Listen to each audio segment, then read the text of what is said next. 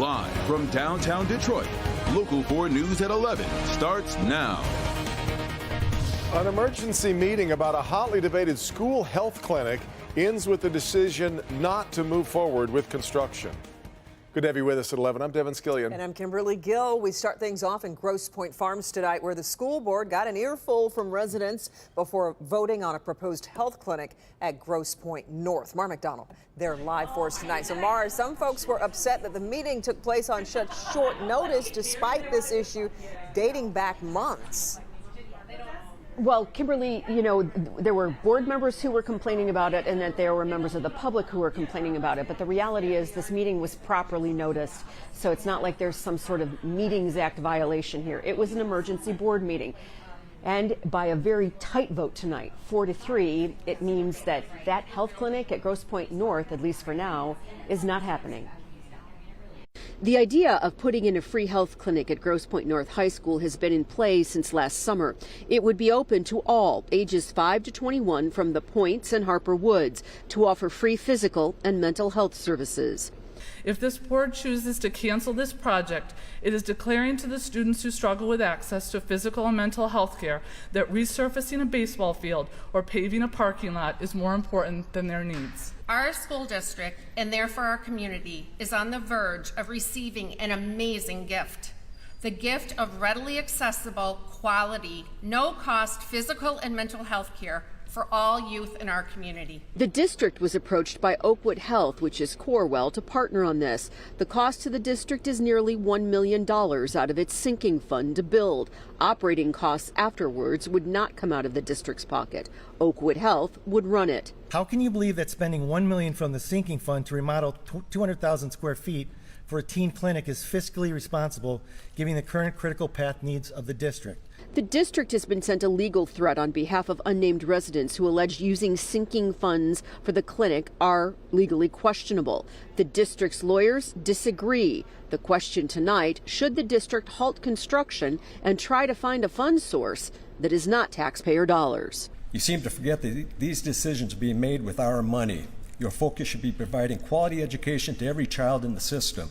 Any decisions outside of education goal, especially something as expensive and outside of the purview of education, should be taken to the taxpayers.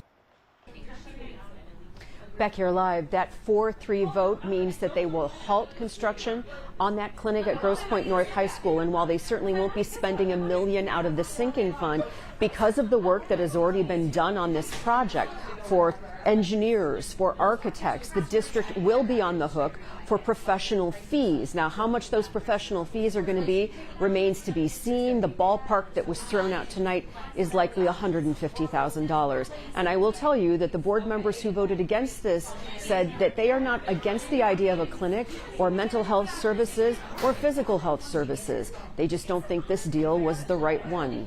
We're live in Grosse Pointe Farms. I'm Mara McDonald, Local 4. A lot of passionate people coming out tonight to voice their concerns. Certainly more to come on this, Mara.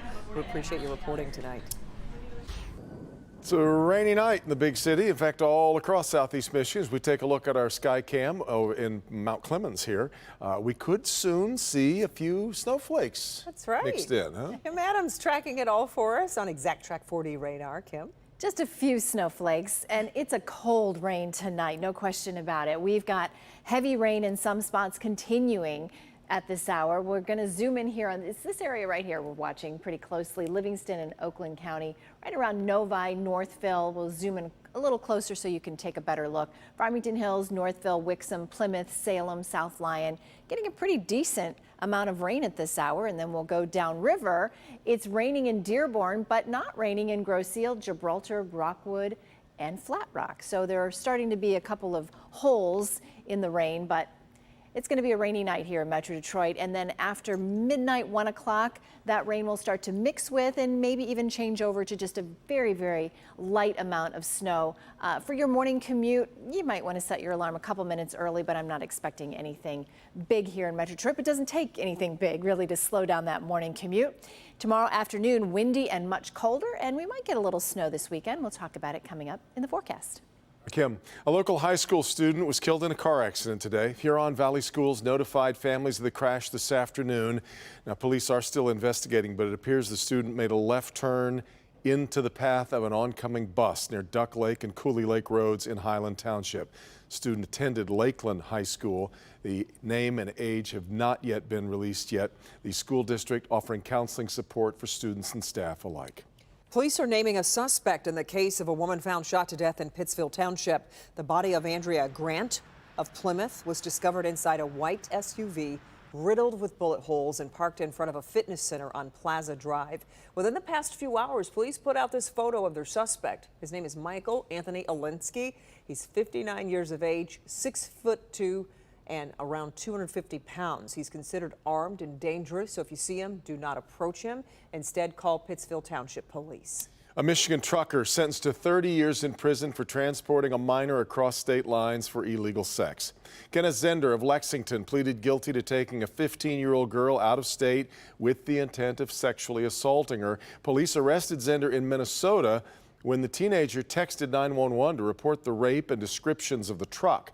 Investigators obtained logs, video from the truck, and GPS data, all in building their case. After the arrest, a 12-year-old reported a similar experience. Both minors say Zender assaulted them regularly for years before his arrest. Well, you'll sometimes hear Detroiters refer to themselves as being from the 313. It's an area code that means something, but we're getting close to maxing out how many phone numbers can carry it. So what happens when we do reach the limit? Jacqueline Francis is live tonight with the proposal and reaction to it. Jacqueline. There's still time to get a 313 number. That's the good news. They don't expect to run out until late 2025. But in the meantime, they do have to plan for what will come next. And the new area code they're proposing, it just doesn't have the same ring to it. They're running out of 313? It's the iconic Detroit area code. Everybody from the 313. That's in short supply. You know that from 8 Mile. The Michigan Public Service Commission breaking the news. Don't you always see a heart by it? Mm-hmm. We love the city. It represents Detroit. Saying all the available 313 area codes are expected to be assigned by late 2025. What else are they going to use? 679. 679. The solution, introducing a new area code for the same geographic region. That's not right. Being Detroit and select suburbs. That's terrible. 679, it doesn't rhyme. Nothing is official yet, as 679 has only been proposed, not approved. I'm supposed to move here next year, so maybe I'll get the 313. The change would only affect new customers in the area, so people who currently have a 313 area code will keep their same number. It's Verizon, but it's a 313.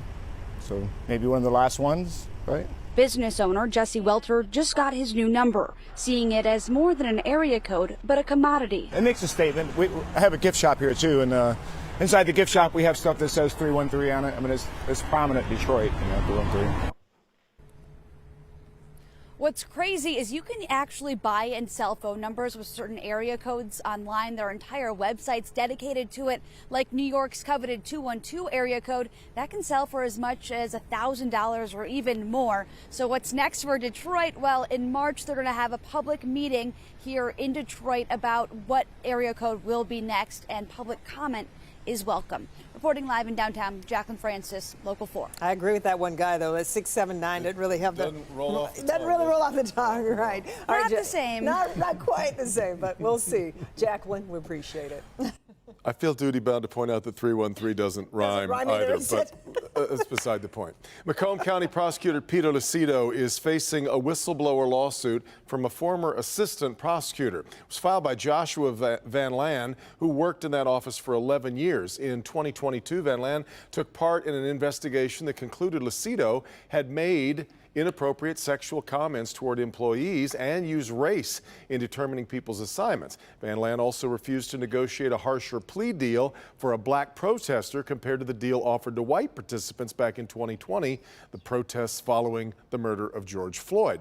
Van Lan says he was fired by Lucido as a result of those two decisions. So the suit seeks compensation for lost wages and a court injunction preventing further acts of discrimination, intimidation, or retaliation. No comment yet from Pete Lucido.